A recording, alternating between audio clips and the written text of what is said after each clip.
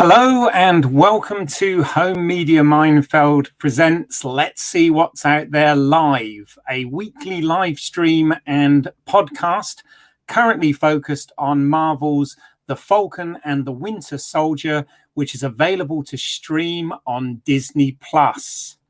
Spoilers ahead for comic books, the Marvel Cinematic Universe, and episode 4, The Whole World is Watching.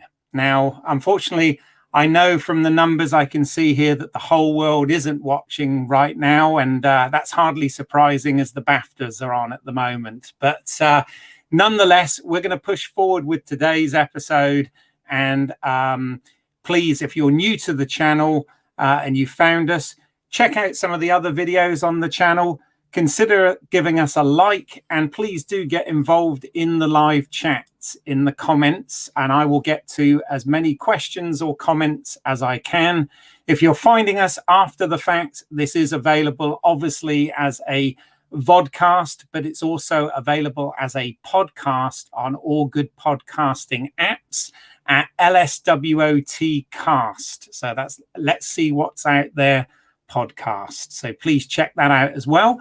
My name's Keith Isles. I am an independent filmmaker and lifelong film enthusiast, and I have assembled a team of Avengers for tonight's show of equally enthusiastic film and comic people, as well as creatives in their own right. So let's see who we've got. First up, we've got an award-winning filmmaker. He's recently done a web series called Rebecca Gold, which has done really well around the globe currently. Welcome the mega geek himself, Ian David Diaz. Hello. Hey, Ian, you all right? I'm okay. I'm all right. I see you're wearing your Marvel t-shirt, so you're right in the spirit for tonight. Yes. Yep. I like this t-shirt. I've got my Captain America shield badge, which I don't know tonight whether that makes me a good guy or a bad guy, but I guess we'll find out during the discussion. Absolutely. Now, one of the things that's good about The Falcon and the Winter Soldier is it's one of those shows that travels the globe and goes to all sorts of locations. And we also travel the globe here because we're actually an international live stream. And joining us from the States, I have producer and my co-host on the Let's See What's Out There podcast, Pete Mealy. Hey, Pete. I think. How are we doing? Yes, I'm good. How are you? Oh, yeah. Having a good time. Looking forward to talking about today's episode. Yeah, well, there's a lot to get into. So without further ado, we do have some more guests. So I also have another filmmaker who's joining us and is kind of our go-to comic book specialist for this series. So welcome, filmmaker Clive Ashenden. Hey, Clive. Hello, true believers. Hey, there you go. How are you? You well? I'm good, thanks. Yeah. And you've got your Hammer Horror t-shirt on, right? I have Plague of the Zombies. Well, good. We're covering all the genres today. So, no team of Avengers would be complete without a Hulk, and we have our very own Welsh Hulk today in screenwriter Graham Williams. Welcome, Graham. Diolch yn fawr. Falch I fod yn ôl. Hulk smash. I deserve that, didn't I? I only said it because you're wearing a Hulk t-shirt. Well, actually, no, you're wearing an Avengers. We had last week. Yes, it is the Avengers, including our Wolverine just down here, my lower dorsimus region, and yes. Proud. Yes, I'm glad you described that for our podcast listeners. So it's a school day. He's not getting to see our mugs today, but lucky them, right? But we are a visual medium here, so as I said, hopefully we'll get some comments during this that we can put up on screen. But I will also read them out for the benefit of our podcast listeners as well. So before we actually get into dissecting this episode, let's just have a really brief synopsis of what happened. Pete, go for it. Yes. So Sam, Bucky, and Zemo meet up with Cap and Battlestar. Everyone is surprisingly cool with it, but not super friendly. They agree to let Sam try and talk with Carly at the funeral for her adoptive mother figure. Sam seems to be getting through, but then Cap busts in. Carly gets mad, gets non-fatally shot by Zemo, and she drops the serum vials. Zemo smashes all but one, which Cap picks up. Carly contacts Sam's sister and wants to meet with Sam alone.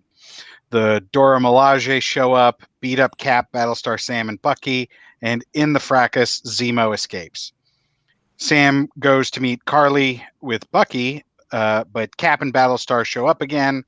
Battlestar gets killed, and then a serumed up Cap takes the Chicago way and decapitates one of Carly's guys with his shield. No one seems happy. Wow, there you go. A lot happened in this episode, didn't it? So Yeah. This episode, as they've all been, was directed by Carrie Scogland and written, as last week's episode was, by Derek Kolstad. Somebody I do want to shout out, though, because I thought it was particularly effective in this episode, is composer Henry Jackman. Now, composer Henry Jackman is not new to the MCU. He had done the Captain America Winter Soldier and Captain America Civil War scores, which is obviously, I guess, quite relevant that he's doing this show now. Before that, looking at some of his credits, he started back in the early 2000s. One of his first noted films was Kick-Ass. He then went on with Matthew Vaughn to do X-Men First Class, so in the superhero genre straight away. He also did the score for an excellent Paul Greengrass film starring Tom Hanks called Captain Phillips. I don't know whether you guys recommend that, remember that film. one, but I certainly recommend it. Great film.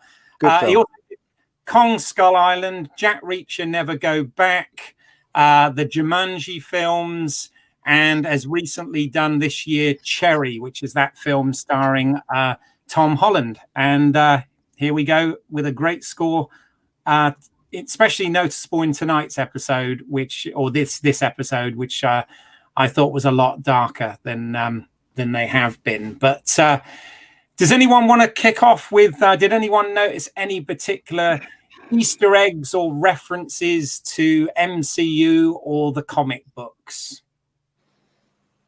Dive in, anyone. Well, I guess the obvious first one was we get the flashback to Bucky when he's in, when he's being after he's been. Well, what we find out is after he's been deprogrammed in Wakanda, and we see that he's got that connection with the head of the Dora Milaje, who's over with us, looking into this fugitive business for them. So. Yeah, I guess that was the first one that stuck out, really. Mm-hmm. I mean, what did you guys think of that scene? I thought it was really well played by Sebastian Stan. Yes. Ooh, I have different feelings. Good. Okay. Good. Tell us, Pete. The first 10 minutes of this episode, which is a lot of these flashback scenes, I was thinking the whole time, boy, they are showing us the wrong bits. The stuff that they are trying to, it's the show versus telling, and some of the stuff they're telling us and some of the stuff they're showing us, and I think they've kind of got it backwards. And so, like, I didn't need to see Bucky be deprogrammed. We sort of saw Bucky get or seem to be processing and healing in Avengers Infinity War and Infinity War and Endgame. We saw that sort of progression. I don't think we had to go back in this episode to see how they did it. We've already got it. You're wasting time with just having Bucky cry on screen and check, I've seen enough, I'm done.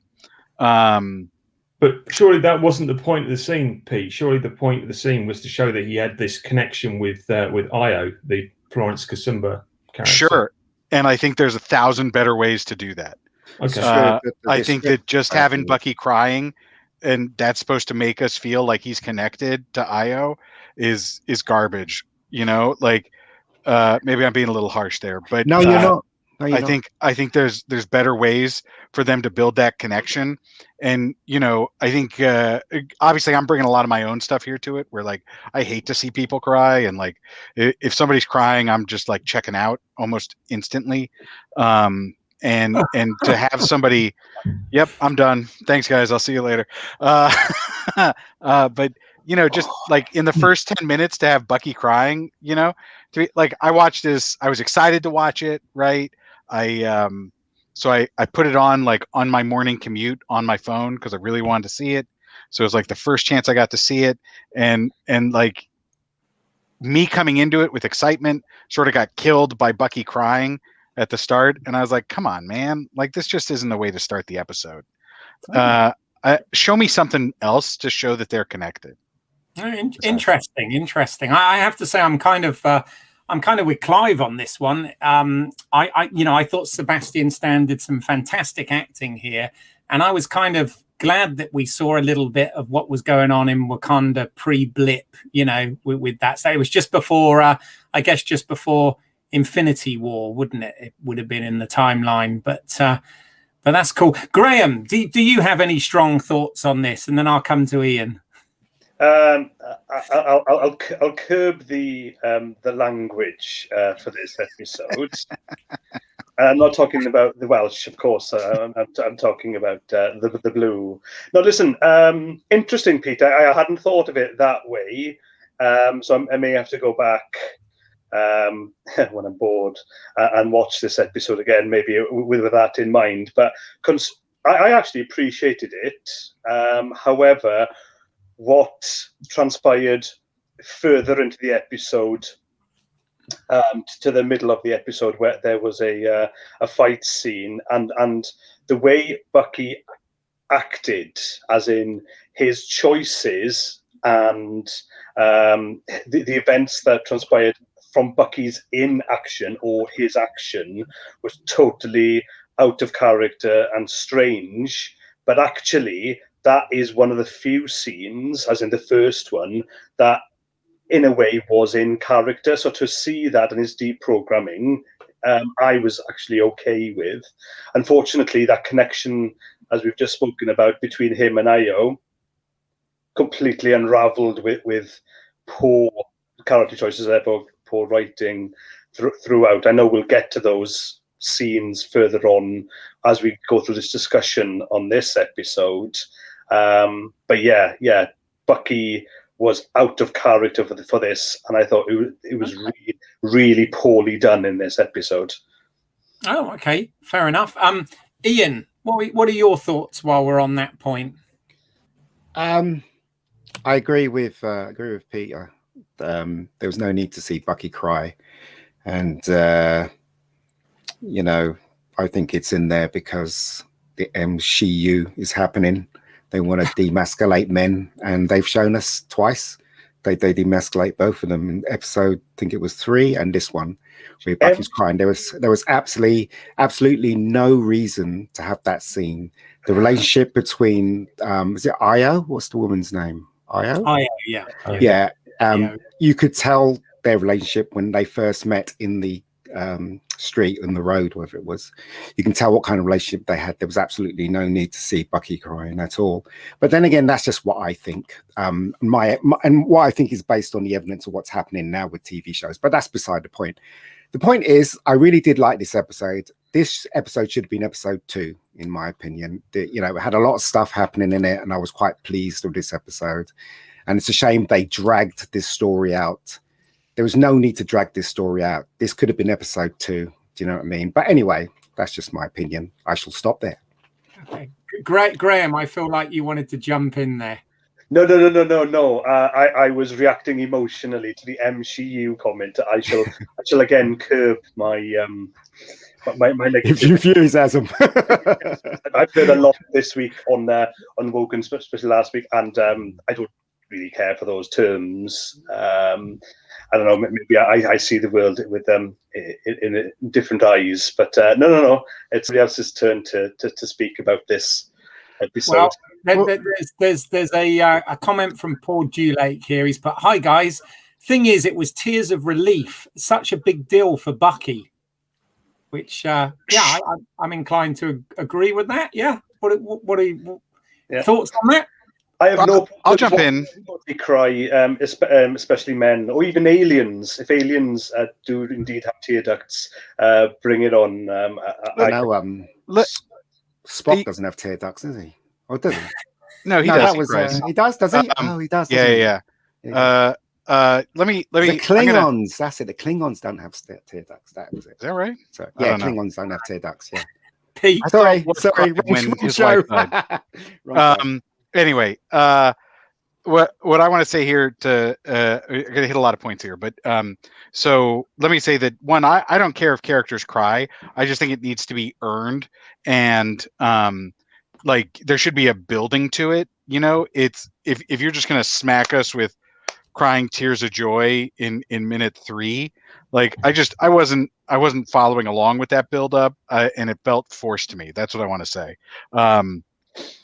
And so I get it, you know, Paul's point, like those were tears of joy, sure, but to like smash cut from where we were, where, you know, they're gearing up to fight a villain in Europe, and then they smash to Bucky being deprogrammed. It didn't pay off for me, and I don't think it achieved the goals. And like, if you're going to get to the point where somebody's crying, like build to it. And I didn't feel the building here. It just felt like, well, they wanted to have Bucky cry to show the emotion, show the connection. And it felt forced. And like I said, it was like they were showing the wrong things. If they could have shown his connection and his relief in so many different ways. And this one didn't pay off for me. And you know, I can't say that I agree with that whole sort of like MCU feeling, because I think that's I don't agree with that, but I think it's separate from a good writing choice, which I don't think this was. And overall, this episode I kind of hated. Oh, really? I was going to say that was going to be my next question. Was okay. I know you obviously have a problem with that part, but overall, did you think of the episode? And you didn't like it, no? No, I think it was really a frustrating episode for me, because this episode came so close to things that I was interested in, and then you know, didn't explore them fully or just half-assed them, and that's like what I kept getting frustrated. And I thought this flashback scene was like the perfect example of it, where they were showing us something when they could have been telling us or showing us in a different way. They started to get at the question of like, should we be super soldiers? You know, what's the impact of taking the serum? And so I was like starting to get interested in that John Walker thing.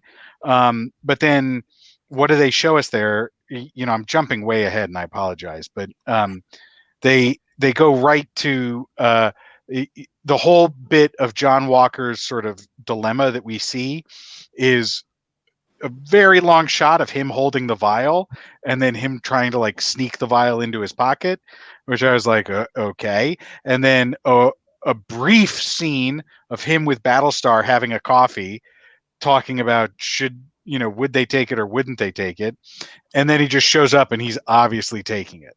And I was like, oh, you know, there was a lot in there that you could have mined about, you know, the decision to change who you are fundamentally. And I think that they tried to do that with Carly and the Hulk Smash characters. Sorry, what's the name of that group? It's not Hulk. It's Flag Smash. The Flag Snatchers. The Flag Snatchers. The Flag Snatchers. They started to to dig into it there, but they didn't do it really well, and it doesn't pay off. And so it was just so frustrating that they came so close to good things, but then we'll get into that. I wholeheartedly agree with Pete on this one. Sorry, Pete, I'm agreeing with you. Oh no. Well, you see, this was a messy, confused episode. Some of it was some dumb narrative and especially dialogue, in my opinion. But in a nutshell, yeah, it was a bit of a confused mess, this one. And I think, Pete, you said frustrating a few times there. It was for me as well. There was some really positives here. Hold on. I just want to get the room temperature sort of from everyone before we start digging in. So, because I have to say, for me, this has probably been my favorite episode yet. I was really, really invested in this one and thought that it actually had something really interesting to say. So that's good. Clive, what's your overall, without specifics, your just general feeling on this episode? Okay, without specifics, I think we're seeing again that they're doing like this 6-hour movie approach, right? So what that meant was that this week we got like a slow episode because suddenly everything was very sort of downbeat and about character moments and stuff like that. So almost more like the first episode again. So for me, after I was looking forward to this episode because I really enjoyed the last one. I found it moved a lot. You know, I enjoyed the humor of it. I enjoyed going to Madripoor. I thought there was a lot of fun stuff in it. And then I found this one overall. I didn't find it confused. I felt like they were clearly like showing all these different points of view, and it was clearly basically sort of going ding, ding, ding. Look, this person should be Captain America. This person here, Sam, he's the right one, right? And they were really hitting that hard. But I just found it all a bit dour. I found it a bit dour and a bit sort of dull. So it didn't make me want to rewatch it, which made me sad. Interesting. Ian? I kind of agree with what Clive said and Graham said about this episode. Actually, in the middle, when what they say. I mean, it wasn't a very well written screenplay at all. It's kind of a bit dull. But the reason why I like this one is because it had a lot of action in it, and I like the action. I thought the action was pretty neat.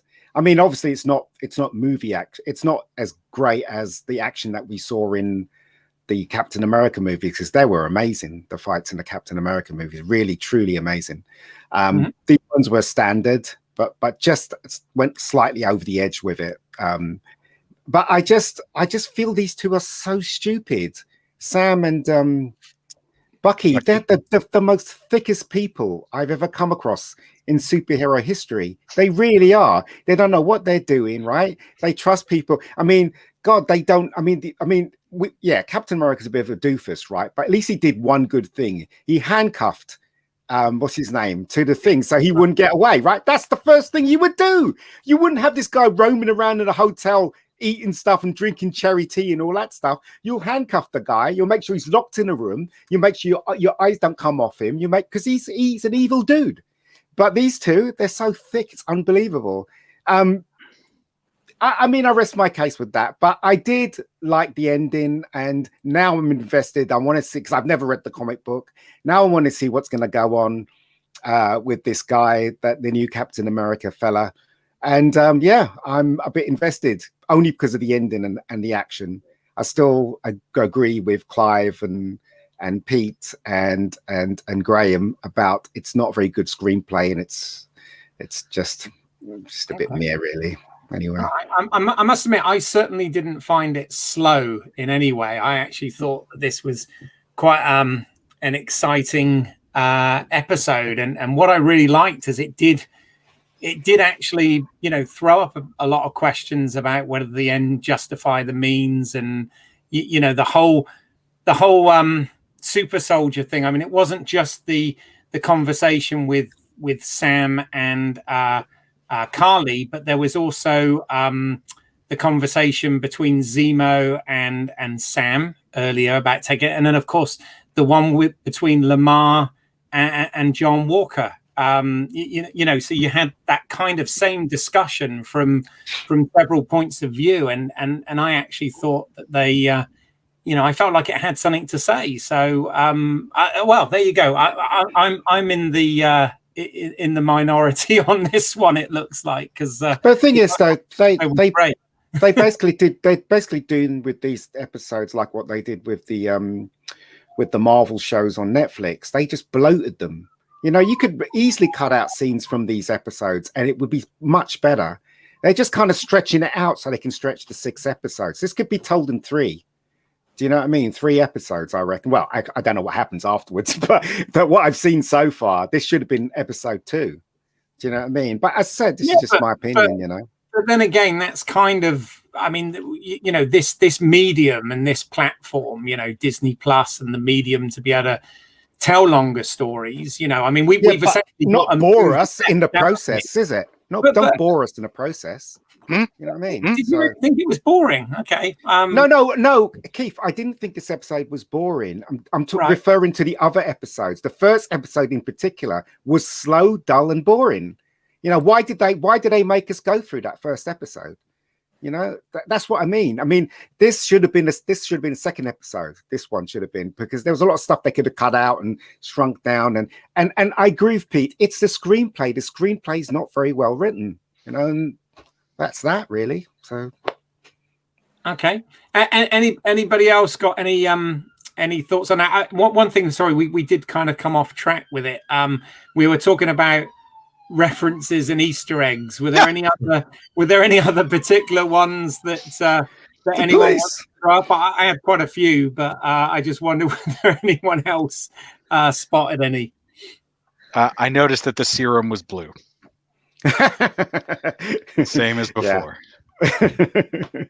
Yeah. Yeah. No, but I'm really glad during the end of one of the action sequences, because the Dora Milaje literally kicking ass, and you know there's vibranium because of the sound effects, which are excellent, by the way, really positive there. The sound effects were superb here. That when Cap and the Shield were locked down, I was thinking, wait, it's coming to an end. She can't leave her spear behind, and she didn't. She picked up her spear and she walked off. So I was really pleased that her character had that action, because otherwise there'd have been a lot of silliness. Yeah. Not only did she pick up the spear, but she also picked up the shield, Captain America Winter Soldier style, which I thought was quite a nice reference, where she kicks it and flips it up and catches it, which was pretty cool. Moment, one of the positive moments, yes. Yeah. But why fight? Why does Bucky have to then take their side? He has a connection with, which we just talked about. He cried in front of a woman, man. He did that. He bared his soul, and now he's fighting against them. Yeah, but you know what? She managed to literally disarm him, which I thought was which I thought was pretty cool. But also reference-wise, he does the crank with his arm like he did in Infinity War, right? One of the few Bucky isms that was true to the character, unlike very much. You can tell I'm a stuck record on this one. I don't think I'm going to shut up about this one tonight. Bucky made bad choices. That arm crank, cool sound effect, very good, positive there. I mean, I guess there was a kind of a comic one in that.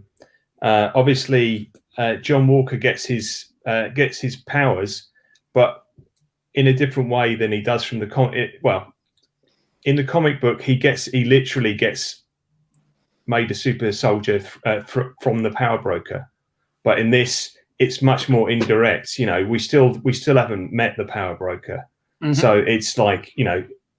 So you know, he obviously finds it and is tempted and falls. So yeah, and also we got quite a good reference again back to the original Captain America, where he was told in that taking the serum, you know, it would make a good person better and a bad person worse, and I think they definitely played with that that theme in this particular episode, right? It doesn't just enhance you physically, it enhances who you are as an individual, right? And like Zemo said, there's only been one Steve Rogers. Which, by the way, Daniel Brawl in this episode, I thought was superb in this episode. I just really liked everything that was going on with Zemo. Although I'm starting to feel like I watched a different episode to everyone else. No, it's your entitled. You're definitely entitled to your opinions, Keith. You know, but for me, this. I mean, this series, I could leave it. Do you know what I mean? I wouldn't go out my way to watch an episode of this at all. You know, that's the thing. That's the feeling I've got on this show. It doesn't give me the kick like, say, Resident Alien or Barry or, you know, some of the recent TV shows that I've really gone crazy over. Do you know what I mean? I started off one division. I started off being really crazy about. I was like, this is a really good idea, and then it just died halfway through, and the climax was terrible. But you know, I'm just saying, you know, Marvel's now has had 2 series, and I'm disappointed in both. I just hope the next one coming, I'm not disappointed. That's all I can say. Loki. Yeah. Okay. Yeah. So let's sort of start to sort of unpack the episode a little bit then. So anybody want to start things off? Because I don't want to be the one talking. Well, what do you mean unpack? Well, like let's talk about, you know, sort of what happened and what our feelings were on it. So you know, like for example, how do we feel about what happened to the serum and you know, Carly's motivations and you know, what John Walker ultimately decides to do. I mean, let me put this to each of you then. If there was such a thing as a serum, super soldier serum, would you take it or not? Nah, I already got my shot. I'm going to make another shot next couple of months. I think that'd be enough for me. I don't want to take any super serum. No. I'm very much like Mary Poppins and practically perfect in every way. I do believe it. Yeah. I really believe it. Yeah. Clive, be quiet. No, I wouldn't. Well, it seems like this new serum, it's sort of, it doesn't jack you up like the original Captain America one does. So it's like you don't get the bod. You get like the super strength, but you still look like a 16-pound weakling, right? You know, it's just you can punch people through walls. So because I'm shallow, I quite like the big bod, you know. So I have to say no. You're not a specimen anyway, right? Peggy Carter touching your torso. Peggy Carter, that's what you'll get when you're all buff up. She touch my torso any day. Indeed. What about Pete there? He's a guy who doesn't need a super serum, right? Yeah, but I'd take it in a heartbeat. Like, it would not be a consideration for me. I'd be like, yes, I'll take the super serum. I'll you know, yeah, I'll do anything I can to make the world a better place. There you go. So there's the question: would it make the world a better place? Yes. Yeah. Which I think is exactly what this episode was asking. I mean, I'll be honest, I'd be tempted. You know, the enhanced speed, strength, agility, endurance, the ability to jump up flights of stairs. I mean, that's going to come in useful, right? And not to mention the I believe it slows your aging as well, which obviously I need all the help I can get. So I wants to live forever. Wants to live forever. Yeah, I do. I don't. If we had 250-year lifespans, I'd feel like I was sort of on track. But curse. It's a curse. That's what it is. Turn into a start from Interview with a Vampire then, and become, you think you'd be more Antonio Banderas maybe. There you go. Looking good at 500. There you go. Nails. One can only hope, right? Fair enough. Well, okay, so do we have, in terms of theories then, or speculation, do any of you have any strong ideas about who the power broker is? It's Sharon, isn't it? It's the hope. That's one theory. Now, and I'll tell you this, that the reason I'm invested in episode 5 is now for completion, just to find out who this power broker really really is. I've come out for a bit of a downer from this episode, and I'm thinking what positives would really pull me back, and knowing who this, and if it turns out to be Sharon, and then there's another villain to fight, then so be it. But yeah, I'm intrigued that way. There's still enough secrets. Do you know the girl with the red hair? Is she in the comics, Clive? Which girl with the red hair? I Kylie? can answer that. Yeah, Kylie. Yeah, is she in the comics? Yeah, it's a gender swap though. It was Oh, is it? in the comic books, but MCU. Any good? oh dear, I reinforced that for you, didn't Oh, I? boy.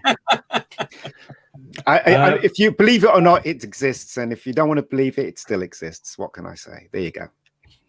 Oh, come on, they've been gender swapping characters for years. So. No, but not as much as recently. Not as much as recent for that year. So What there you go. are you talking about? Doctor Who? Then that's. No, let's not go there. Sorry? Jane Bond maybe is that what we could do? We could do with the Jane Bond now, couldn't we, guys? Yeah. Jane Wick. I'm okay with it. I'm good with it because it's a different way of storytelling. And if you want to gender swap, go non-gender specific, go alien race, I'm cool with it. It's just a shame that, again, let's go back to this episode, that there was so much dialogue that was a bit too on the nose. And they were driving to where we eventually got to in this episode with John Walker flipping. And taking, what did I think to saying to my wife on Friday night? That's Johnny Walker, isn't it? The drink. Yeah. He was Captain Low Self-Esteem, who then Captain Impatient, and then became Captain Ego.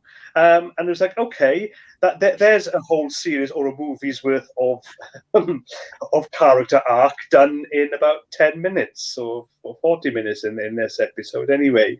But no, if you want to go back to this episode as it went on, there was some, back to Pete's comments earlier, there was so much good in this. They really started to dig deeper into the motivations of these characters, only then to have a bit of gratuitous action or a poor decision made by one character to then curtail that mature, interesting scene. So so that for me, I thought is a discussion point, especially for you, Keith, because you found it. I think you said you found it really interesting and fast paced. But where they started to delve, you wanted them to continue, but actually they just pulled that right back, almost afraid to take it that far.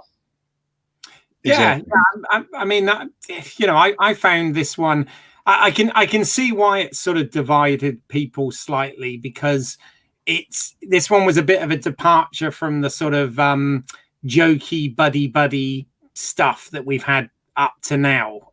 This one got kind of serious, and I was quite affected by one of the things that happened in this. We'll get to, because it was more towards the end, but and surprised as well, because it involved a character that I thought was going to be around for a long while. Can I ask a question? Why did is it Io? Why did they want to kill everyone in the room? Because she was going to kill the guy, Captain Johnny Walker, whatever his name is. She was going to kill him. But if it wasn't for was it Bucky that stopped her with the spear? Yeah. And how did they get down the road with those costumes and those spears? They were there basically to take out Zemo, because of course Zemo had killed King T'Challa. But they were going to kill. They were going to kill people. They were going to actually kill Captain America. She was literally going to stab him if it wasn't for Bucky stopping her. Why? I don't understand. Because they were letting Zemo out. They weren't arresting Zemo like they should have. Oh, so they deserve death? Well, hold on. Wasn't this the point where Captain America turned into Captain Douche, and he not in that scene. In that scene, he was just saying, "Let's just talk," and he put his hand on her shoulder, and then she just went ballistic. and then started beating, and the three of them started beating everybody up in the room. And as I said, there's a point in it where she was going to stab him, and Bucky stops her, and I'm wondering, well, why did they want to kill everyone in the room? What's that all about? You know, so again, consistencies with the characters. I know it's a broad sweep that I've been drawn. Why are they so mean? I know they're angry. Yeah, Zemo's their target. Why aren't they going? Exactly.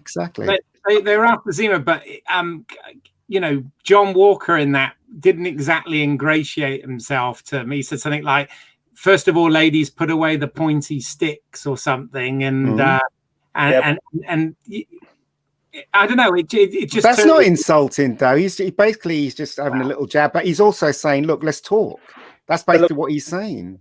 Zemo's drinking a cup of tea, very relaxed. That's right. Yeah. You know, not that I've been in many fight scenes, especially with people with pointy sticks. Okay, but you're looking around the room and you're seeing the fella you really want having a cup of tea, going, "Oh, this is fun." No, he's the target. Yeah, and they've got again poor choices. It's just poor writing. It's just poor writing, and it's just an excuse for another action scene as well. And as I said, it doesn't make any sense. Why would I asked the question? Why did I want to kill everyone? And why are they so mean?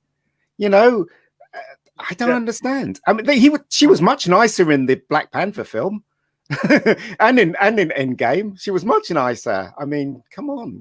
I think there's like the you know, there's the conceit of action movies, right? Where, you know, just because you're throwing people off of buildings doesn't mean you're trying to kill them, right? Like, or throwing people over the side of staircases.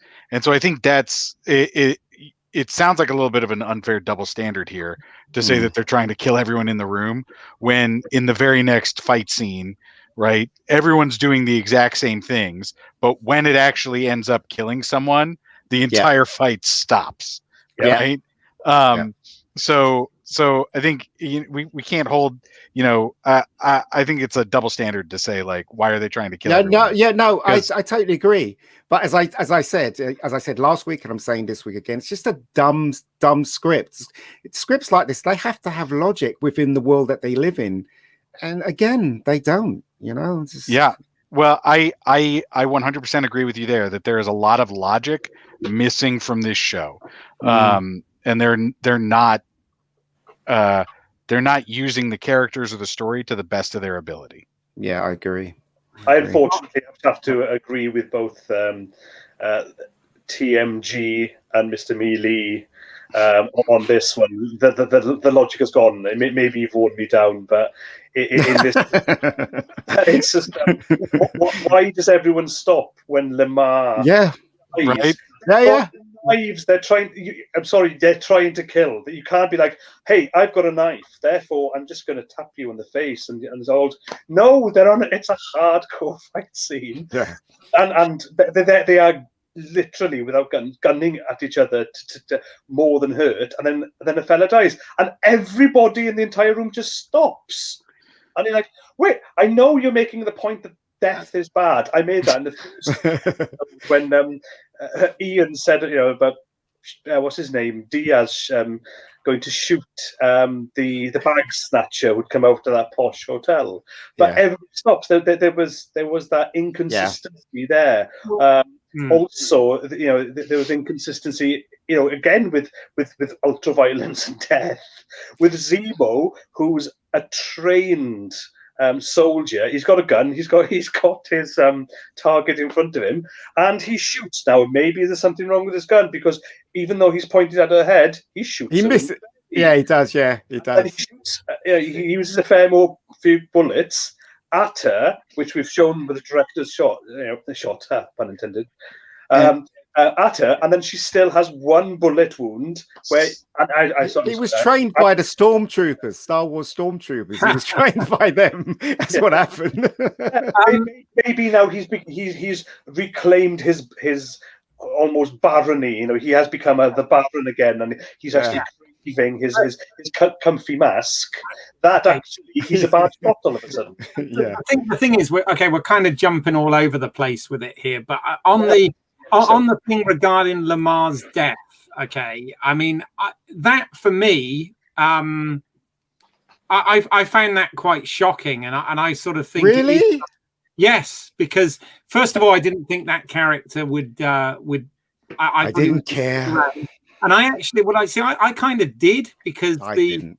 the conversations that he and John had been having, you know, I kind of, you know, I didn't want that, and he basically died saving John. So he tried to save John, and then Carly kicks him with you know, such force. I mean, this is the thing again about the super serum, is the strength that you know, she didn't even know the strength that she had in that respect, I think. And then that's quite shocking, the way he goes into that concrete pillar and I guess dies instantly because he breaks his spine or whatever. But I was actually kind of affected by that when I first watched it. But you can only be affected by something if you know the character and the character's endeared you in what he's done. But he's done nothing in this show at all. He just moaned and groaned, and he's backed up the lunatic that thinks he's Captain America. And why would the government send two people that are just normal, that doesn't have any superpowers,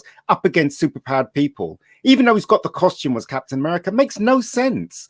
I wouldn't do that, would you? Yeah, if I was in charge, why would you do it? Sorry, he's got no powers. Yeah, I think this is. And it's only two of them. They send in two people around the world. Just two? What happens to an army?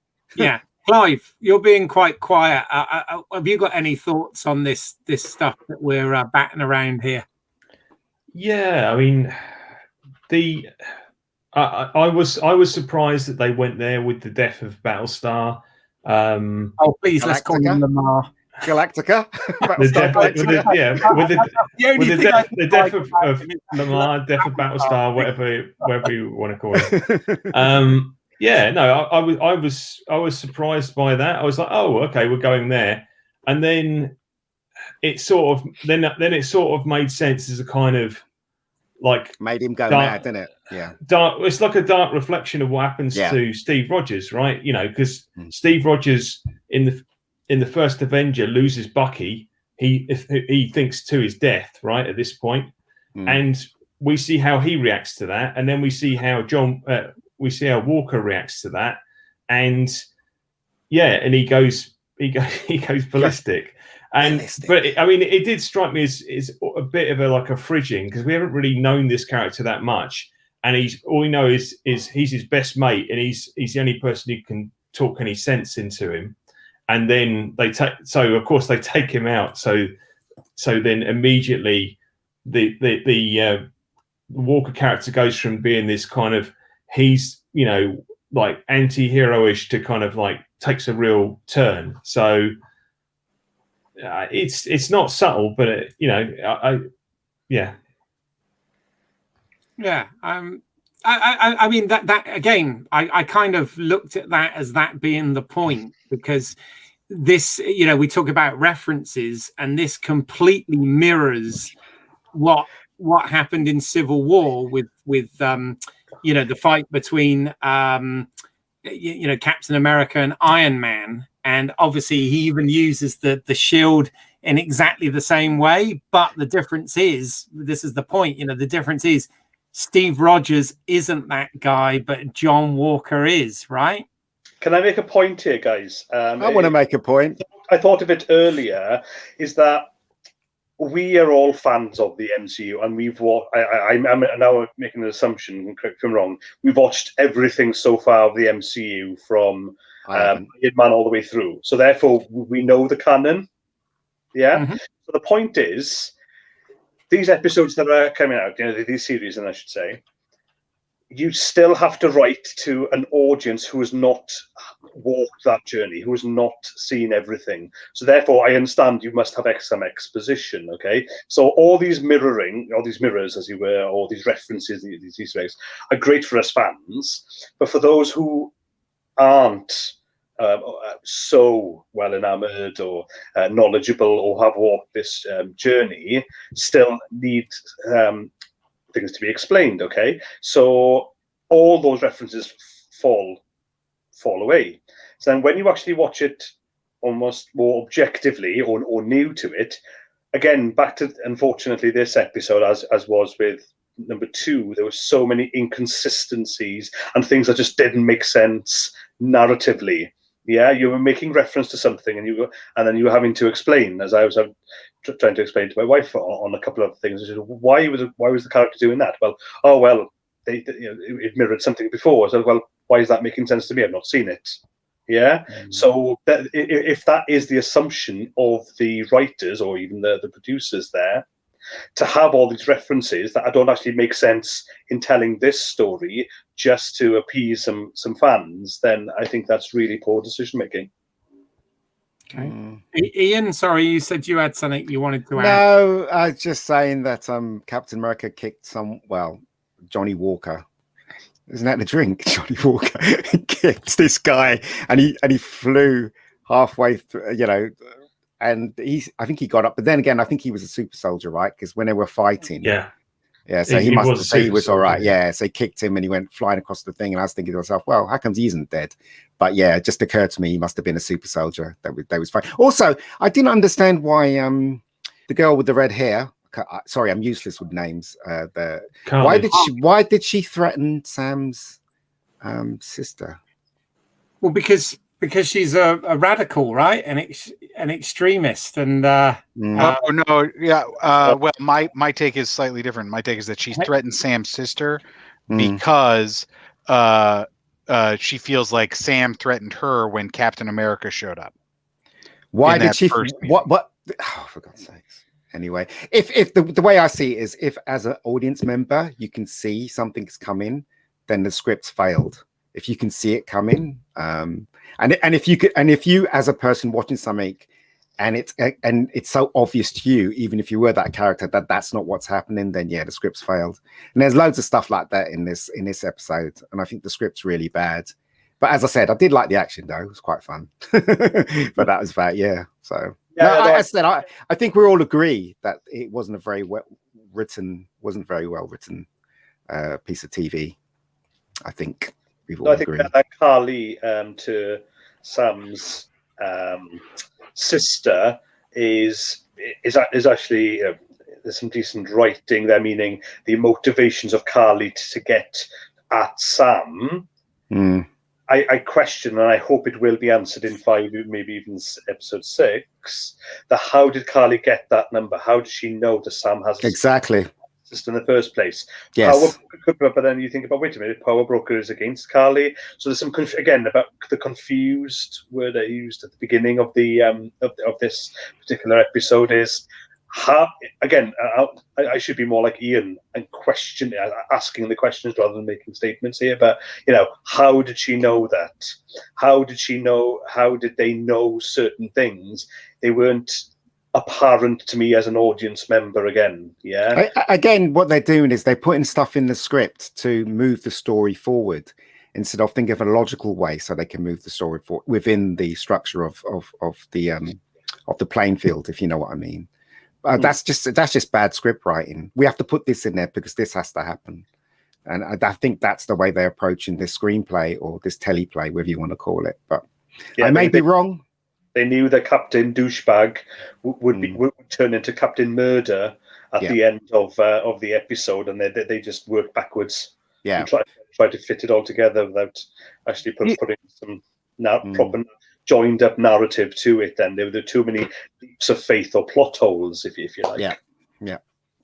I think we all knew that Captain Douchebag was going to become Captain Douche-Earbag, right? And because they've been building it sort of ham-fistedly through the first 3 first episodes here, was that they were showing you that this guy was not all he was cracked up to be. And so that's what I referenced when I'm like, they came so close to exploring interesting things and telling a good story, and then they missed it because they were setting up this John Walker as a conflicted character, but they were doing it in sort of clunky ways, and you can make a nuanced conflicted character And if I thought about it, I'm sure I could come up with several in the MCU. But John Walker is not one of those nuanced, conflicted characters. Wanda, nuanced, conflicted character, right? She's got a lot of stuff going on, and we get it in the TV show. John Walker, they're trying to make him nuanced and conflicted, and like the struggle between good and evil inside of him, but they don't do it a great way. And then we're robbed in this episode of sort of that moment when he makes a decision one way or the other. We just see the after effects of it. Yeah. And what we see is that, surprise, surprise, he's a jerk. Yeah, I mean, I think my reading on it, and you know, I think Wyatt Russell, you know, he's got a kind of a tricky role to play here, because let's be honest, you know, the whole point is we're kind of not necessarily supposed to like this character. You know, we're all supposed to think, well, it's Sam who should have the shield, not this guy. But after watching this, I don't think Sam should have the shield. we'll come to that. But what I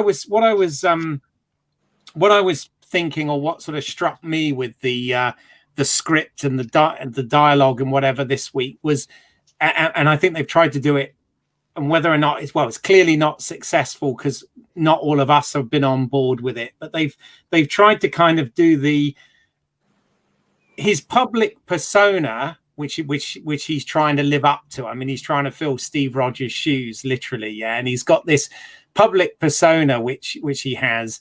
But then when he has to actually deal with people, that's when he does become, you know, Captain Douchebag, as we've been calling him. But the scenes where he's on his own, I think Wyatt Russell has done quite a good job of actually showing just how conflicted he is, because he's unraveled. He's not got his shit together at all, has he? He can't handle the position that he's been given, and I think they've, you know, obviously, like I said, it's not necessarily been successfully done if you guys have not been on board with it. But I think that's what they've been trying to do here in terms of performance. Performances. I totally agree with you there. Wyatt Russell, across the board for everyone, you know, it hasn't been a shoddily made show. Performances have been key, and you know, I've never seen him in anything else, so to see him firsthand, he hasn't done much. Ingrid Goes West. Check out that film. It's an independent film. It's a good film. Brilliant. Good film. He is. Yeah, he's playing the part as he should, and. The actors are not to blame. It's the screenplay to blame. Yeah, there you go. You made my point succinctly, Ian. Thank you. Oh, sorry. No, perfectly. No, I was rambling. You hit the nail on the head, mate. I mean, let's face it. The performances are very good. They're very good in this show. You know, all of them. Even the little redhead girl, which I found really irritating the first time I saw her. But they're all really good. It's just the screenplay's awful. It really is awful. The logic is just, you know. So, what can I say? Can I just can we take it back to a positive? A positive for me, in my own opinion. Okay. Is Zemo? I'm really liking. He's taken over from Bucky's doctor. For the life of me, I can't remember her name. Apologies. Yeah, she was kick-ass first two episodes, but Daniel Bruhl, I'm just becoming more and more of a fan of him every minute I watch him, and I think as Zemo as well. I want to see more Zemo, if I'm honest. And he was, apart from that, the gun. It must have been the gun. The gun was off. There's something wrong. He was just missing. Too much Turkish delight. He was having his bladder was full. Whatever. His bladder was full. Actually, that's a question I got for you guys. Did anybody actually like Turkish delight? I hate it. Oh, I love it. Actual Turkish delight, the stuff you get out in Turkey and these. Right, I haven't had that. No, all that stuff. Oh, it's forget your whatever poor British version. Yeah, No. Turkish delight is it's chewy. It's like chewy jelly, and you usually get like a powder over it as well. Or if you travel out to the east of Europe, I should say, then yeah, Turkish delight did. Yeah, he did. He was a bit of the creepy child snatcher from Bang Bang with the Turkish delight with the kids, but Bar Black Sheep. Yeah. it worked. Yeah, I was thinking because actually, again. Even my wife commented on this on when we first watched it, is that you get these American guys coming in and just shouting a name at people, and then he comes along with the European accent and is gentler, and it works. Okay, fine, we get that, but I thought that was really clunkily done. Not Daniel, not Zemo's way of doing it, but why are you showing these brash Americans? Sam's not brash American.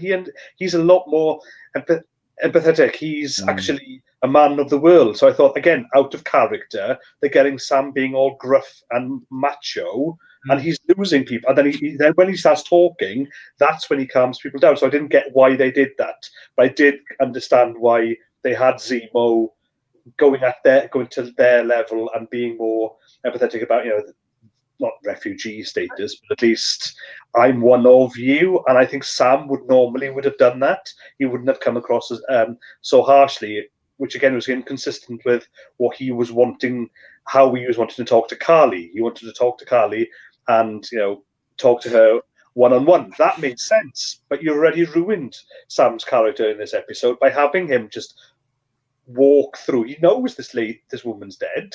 So why is he going through asking for her? Does he assume that everyone is stupid? Is it because he's got the American accent? The writers are going for that, and therefore, America bad, Europe good. And again, it's inconsistent. Where did he get his wings from?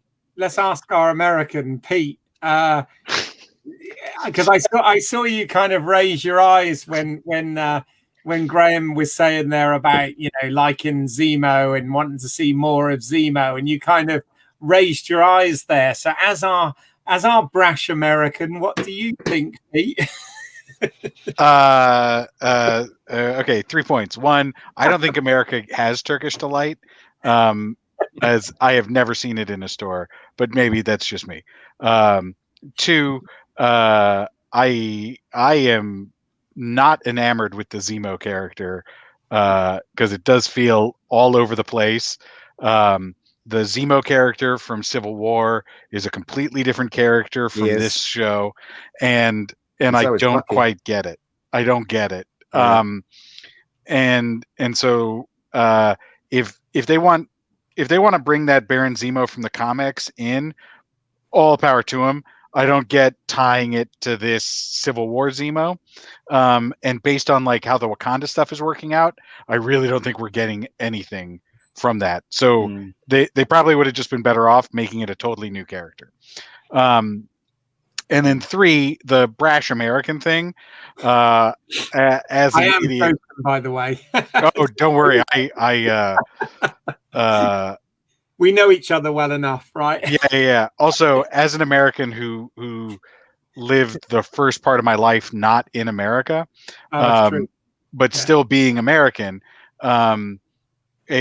I am very familiar with all of the sort of tropes of American, or what do you call them? Not tropes, stereotypes, American stereotypes. And in a lot of places, those stereotypes are actually quite factual.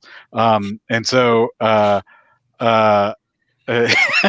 I'm just remembering being in a restaurant with an American in Italy, and he just would not order in anything approaching Italian, just continued to speak English and just continued to speak slower and slower and louder in the hopes that eventually his English would be understood.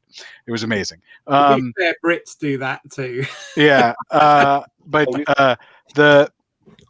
I, as a brash American, I did not tie that scene with American versus they went in and did it as a military organization, right? Where they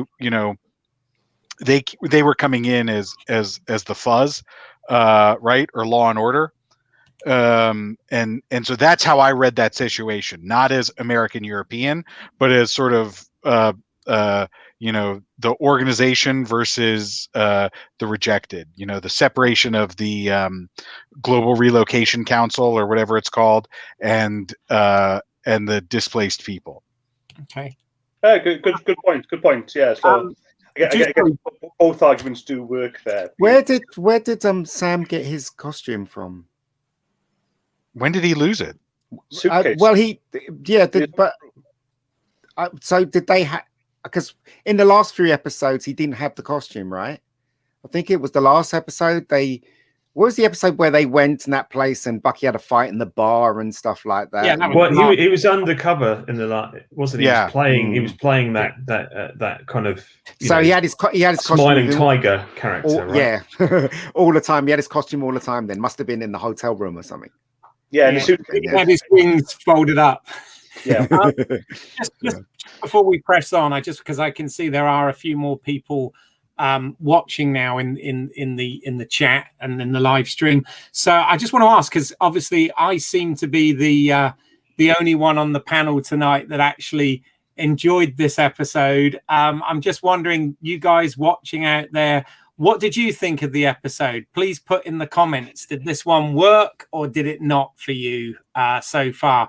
Please put it in the comments, and we'll get to that. But yeah, Clive, sorry, you've been fairly quiet there while everybody's been dissecting those bits. Have you got anything you want to add about any of those points?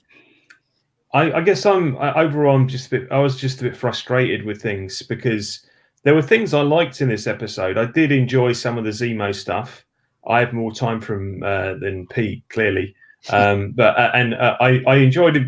You know, so that was fine. I thought it was actually not a bad episode for Sam in terms of tying it back to his kind of, you know, his first introduction, right, in Captain America Winter Soldier, where we see him running the veterans group, and we see him talking, and we see how he makes that connection with Steve, talking to him as a veteran, talking to him about, you know, how coming back from combat, how, you know, the beds are too soft and all this sort of stuff. And we see that when he talks to Carly. So there are these moments, and you're thinking, oh, they're hitting something here, and then it would just kind of just slightly even not get to where you would like it to go, or it would just slightly, you know, lose focus. And you know, like the action scenes in this, I found a bit confused. It was compared to the previous episode, which is much more kind of sort of slick John Wicky type action. This time, maybe because there was like so many people in a confined space, and you know, I thought the choreography was good, but they were cut into lots of quick close-ups, and it all got a bit muddy and confused. I mean, Graham, you were saying that Bucky was acting out of character, but I wasn't really sure what he was doing until his arm fell off. I'll be honest, because it was like there was a lot going on. You know, He was disarmed. Yeah.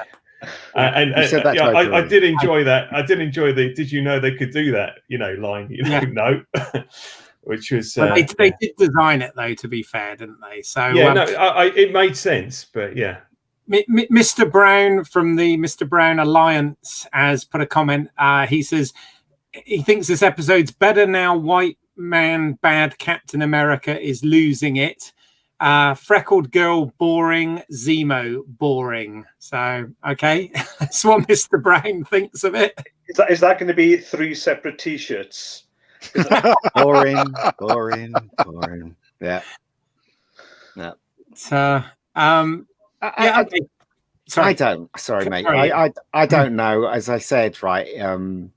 You know, I promised I'd watch this for this stream, but as I said, if I wasn't, I'd probably stop watching. It's not doing anything for me. It's maybe it's because in my head the MCU is finished. Endgame finished it for me. Nothing that's come after Endgame has really enthralled me at all or made me excited or anything. So I don't know. Maybe it's just me. I don't know. So you're saying Phase 4 isn't working for you? Phase 1, 2, and 3 came to a natural. Well, this is Phase 4, isn't it? This is Phase 4.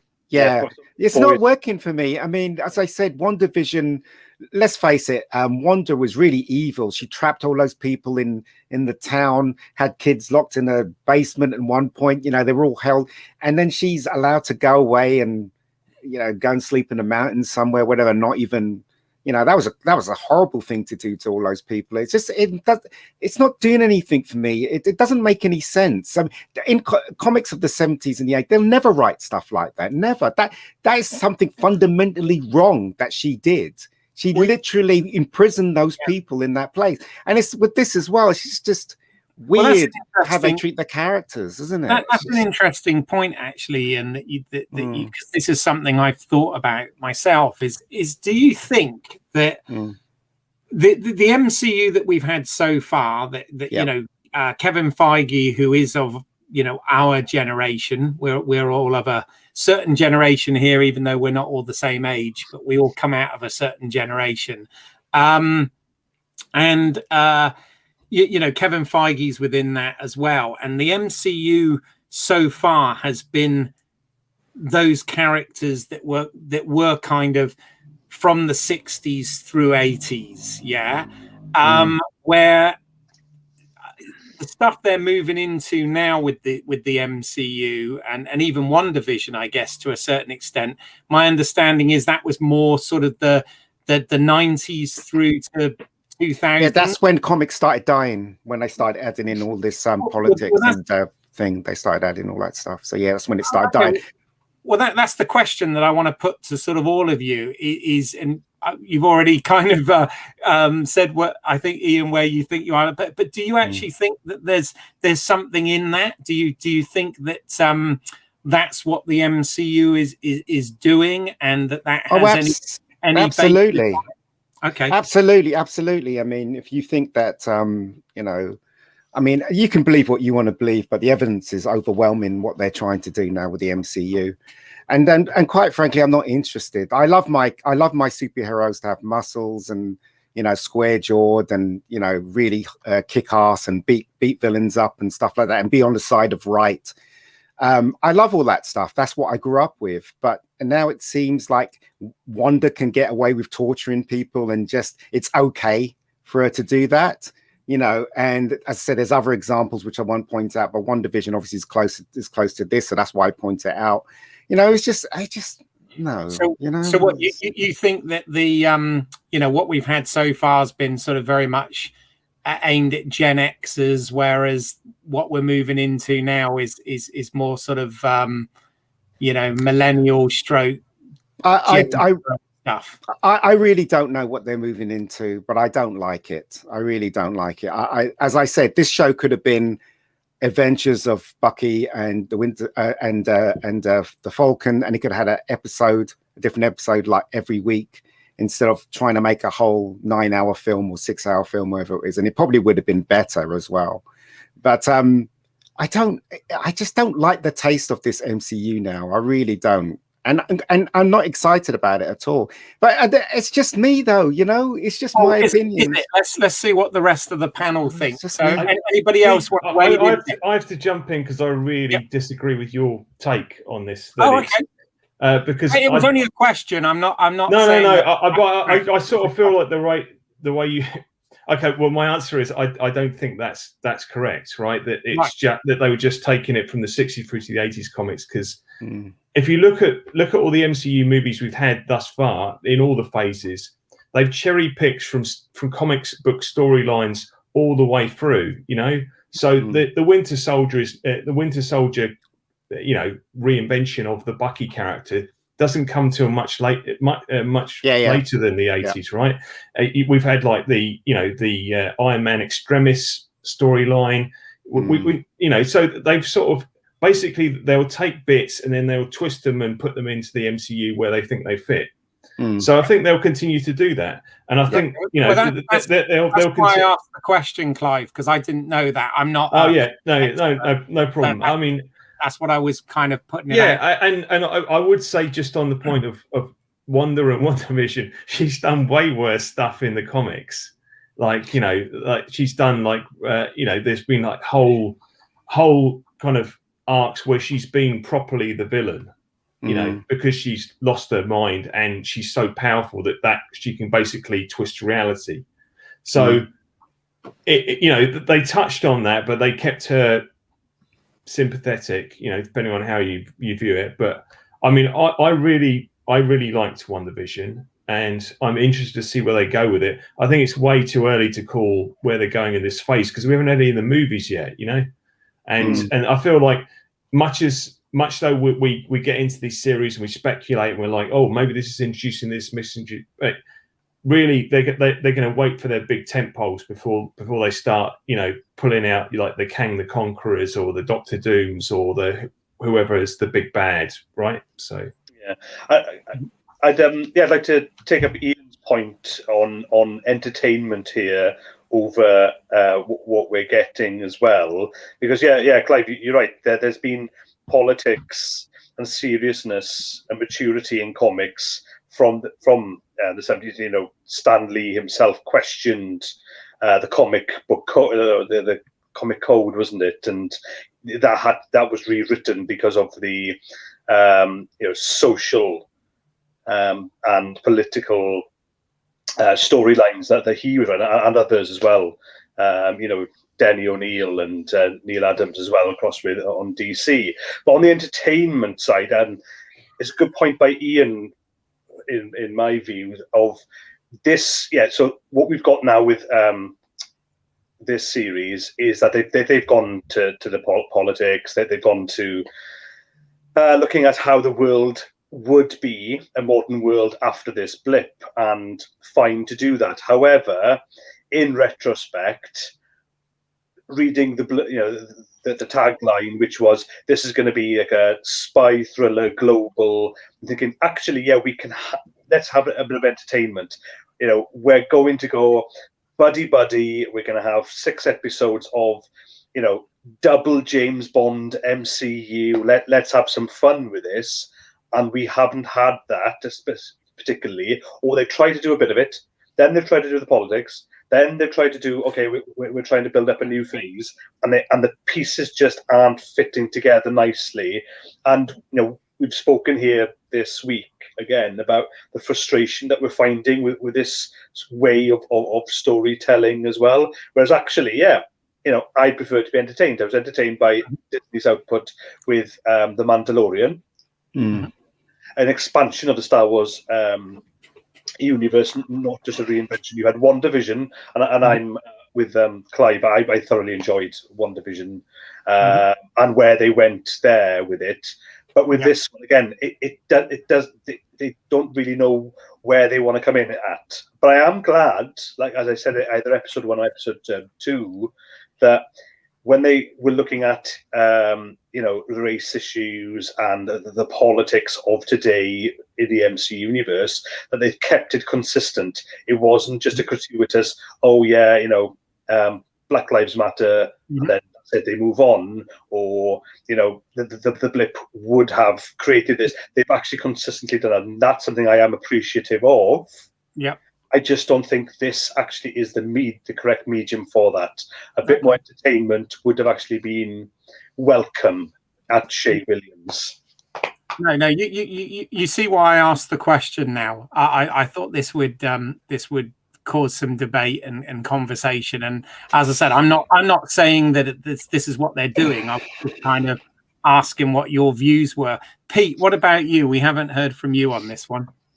I really agree with, I think, Graham, and what you're saying there, and that, you know, this show, they tried to sell it as one thing, you know, like man with the vibranium arm, Man with the Golden Arm is not a spy thriller, but whatever. I think it is. No, Man with the Golden Arm is it's an addiction drama, isn't it? Yeah, drug musicians. Never mind. Yeah. Anyway, wrong joke. But, sorry. Yeah. And now it's going to really bug me. I got to think of a pun for that one. But anyway, you know, like, I think that there was a great chance to one-armed man. There you go. The man who armed too much. Anyway, there'll be more. Don't worry. I hope not.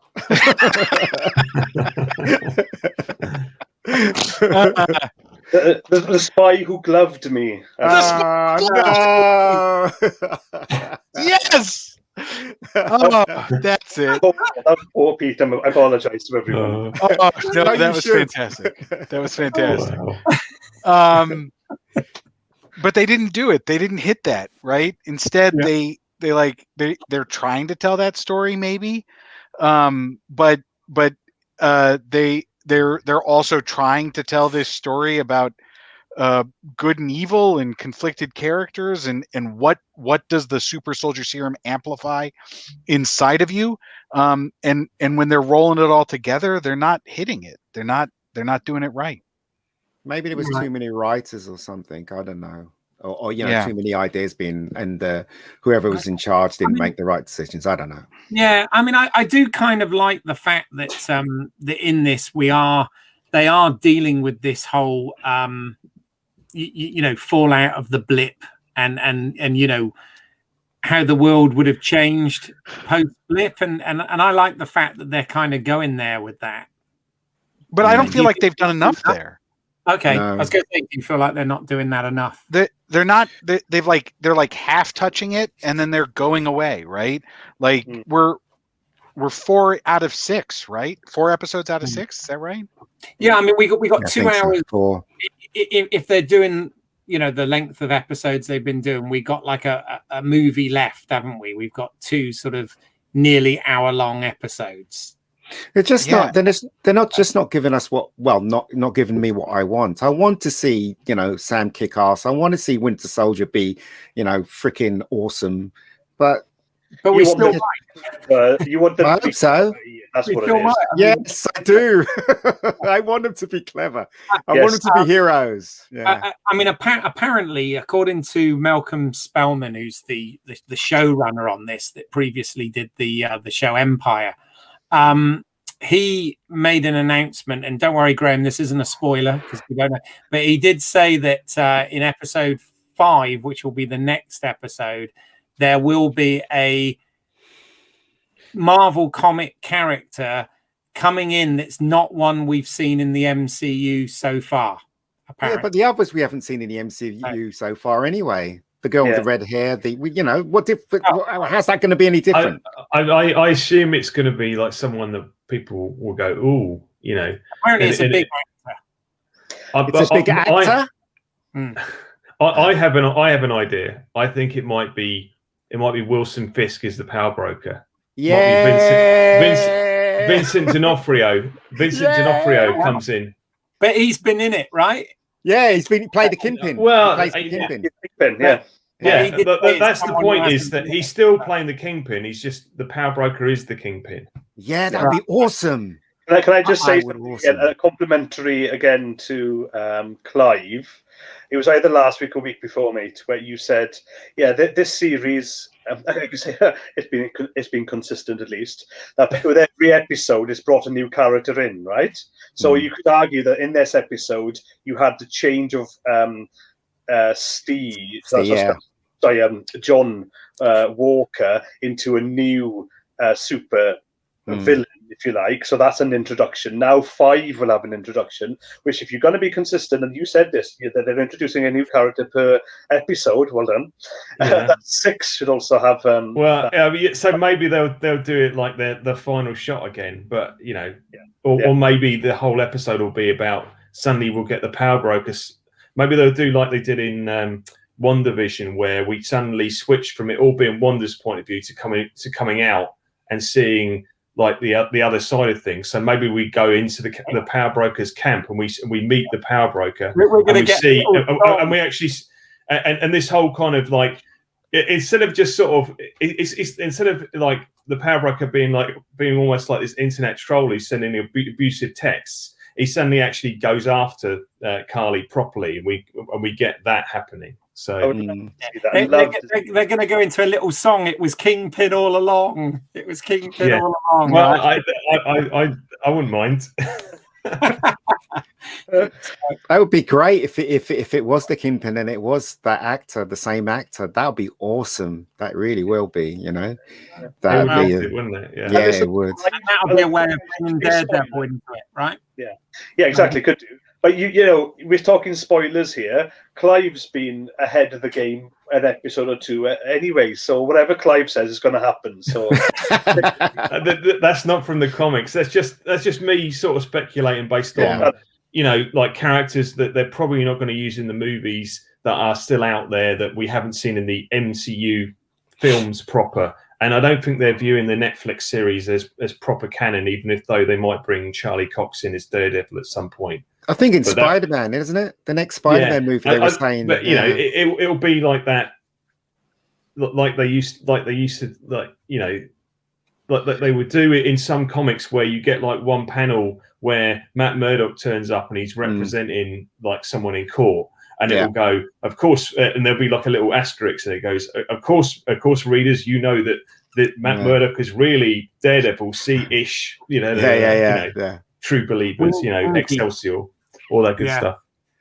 Yeah. So just to sort of wrap this up, then, what were the thought? Obviously, that was quite a striking image, particularly for a Disney show, and quite a brutal.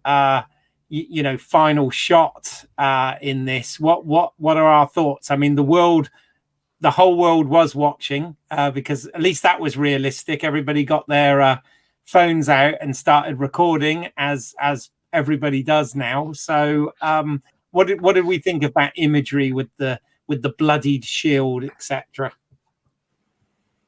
It was well done. Well done them for going there. It was painful to get there. Yeah, I agree.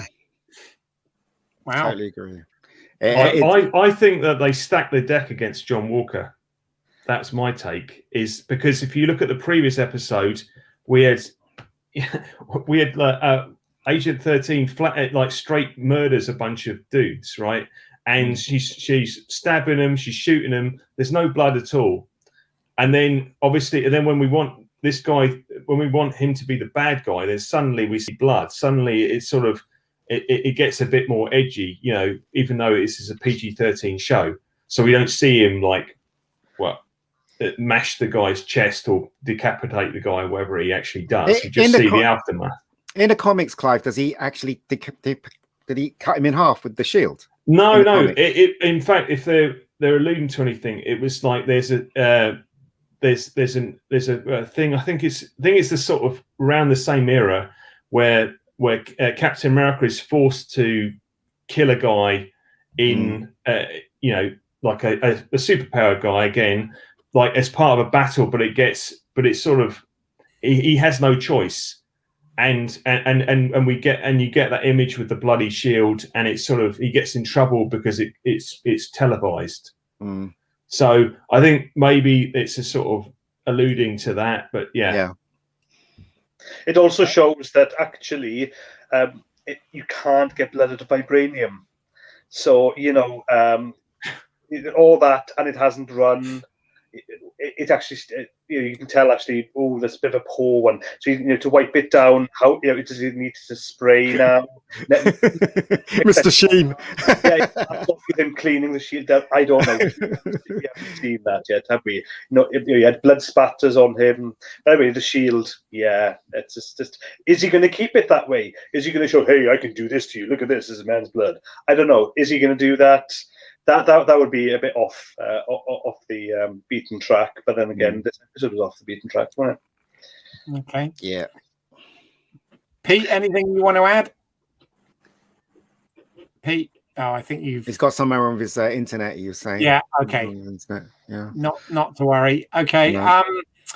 Well, on that note, we'll bring this to a close. But if you found this video, obviously, I really like this episode, but my panel here, not so much. So please put down in the comments down below what your thoughts were on this episode and on the series so far, and you know what you hope the final 2 episodes will bring. But in the meantime, Graham, any updates on what you're working on, or are you happy to just move on? No, not at all. No. My updates are I'm still working on and will for some time work on second draft of my novel. It's a modern western named Where the River Bends, and still working on that. And so there will be updates as and when I get closer to publication. Okay, fair enough. Clive, where can people find more of your work? People can check out my most recent short films if they go to Vimeo and put in my name, Clive Ashenden, and they will find the most recent stuff I've done. Pete, I think wave if you're having connection. Yeah, you've got to. Okay, so Pete can be found. Oh, you're back. Okay, go on. Am I back? Yes, you are. Okay. Yes. Sorry, I made some great points about blood on the American flag there, but never mind. And you can find me on Twitter at Too Many E's, TOOMANYEES. Too many E's. And Ian, what about your work? Where can people find that or get in touch? They can usually find me on. I created a web series called Rebecca Gold, and you can find the Rebecca Gold channel on YouTube. I'm also on Facebook and Twitter. Would you believe? So I'm under the Mega Geek, Ian David Diaz, the Mega Geek on Twitter.